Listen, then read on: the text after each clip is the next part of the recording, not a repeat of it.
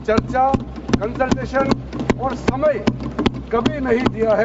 इसलिए मैं जो ज्वाइंट कमेटी में जितने मेंबर्स दोनों सदनों के, लोकसभा और राज्यसभा में जो सदस्य उस कमेटी में थे, मेरे तरफ से सरकार की ओर से मैं धन्यवाद देता हूं, अभिनंदन करना चाहता हूं।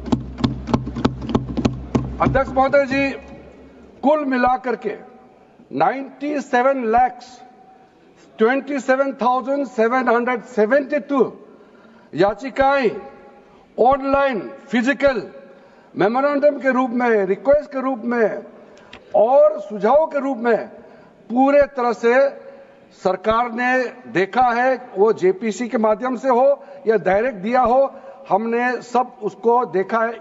इससे बड़ा कभी भी, इससे ज्यादा संख्या में किसी भी बिल के ऊपर में लोगों का याचिकाएं नहीं आया आज तक। कुल मिलाकर के 284 डेलीगेशन ने अलग अलग समुदाय के जो स्टेक होल्डर्स है, उन्होंने कमेटी के सामने में अपने बात को रखा है, सुझाव भी दिया है। 25 स्टेट गवर्नमेंट और यूनियन टेरिटरीज का वक्फ बोर्ड ने अपना सबमिशन भी पेश किया गया है। इसके अतिरिक्त कई लीगल लुमिनरीज, विद्वान लोग हैं हमारे समाज में, कम्युनिटी लीडर्स हैं, अलग अलग धार्मिक संस्थाओं का प्रतिनिधि, charitable organisation, civil society, academicians, researchers, policy makers, सब ने इस कमेटी के सामने में पेशकश किया है। उसके साथ साथ मैं कहना चाहता हूं सर, आज जब मैं जो बात रखूंगा आपके सामने में, पिछली बार जब हमने ये प्रस्तुत किए थे बिल को इस सदन में, तब भी मैंने कई बातें बताई थी। आज मैं उसको नहीं दोहराते हुए कुछ बातें मैं जोड़ूंगा और मुझे अपना बात रखने के बाद सिर्फ उम्मीद ही नहीं, पूरा यकीन है कि जो लोग इस बिल को विरोध कर रहे थे, वो हृदय में भी बदलाव होगा।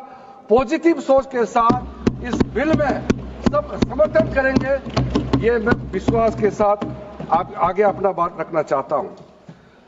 क्योंकि मैं पॉजिटिव नोट से बात रखना चाहता हूं, तो इसलिए एक मेरे जो मन की बात है मैं कहना चाहता हूं, तो इससे अच्छा संदेश जाए।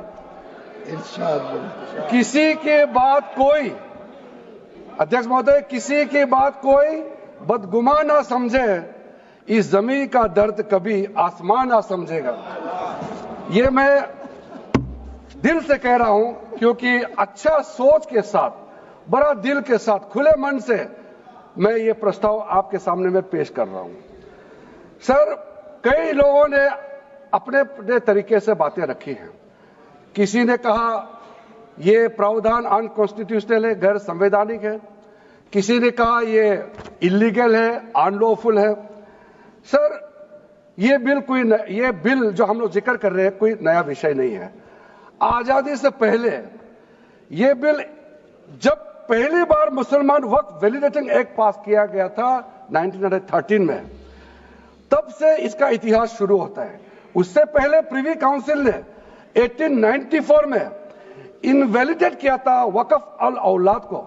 बाद में उसका प्रॉपर लीगल फॉर्म में 1913 के बाद फिर 1923 में द मुसलमान वक्फ एक्ट लाया गया था, जिसमें अकाउंटिंग और ट्रांसपेरेंसी के बारे में ये जोर उसको देते हुए ये एक्ट पास किया गया था। उसके बाद 1930 में द मुसलमान वक्फ वैलिडेटिंग एक्ट लाया गया है, जो रीइंफोर्स करता है legal validity of the family वक्फ। परिवार में जो वक्फ होता है उसको जोड़ देते हुए ये बिल लाया गया है।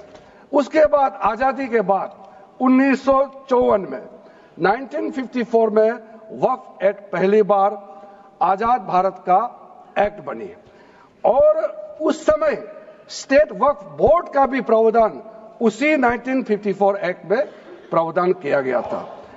उस समय से लेकर के कई संशोधन के साथ में 1995 में व्यापक रूप से ये वक्फ एक्ट बनी है। तो उस समय किसी ने नहीं कहा कि ये एक्ट अनकॉन्स्टिट्यूशनल है, किसी ने नहीं कहा उस समय ये अनलॉफुल है।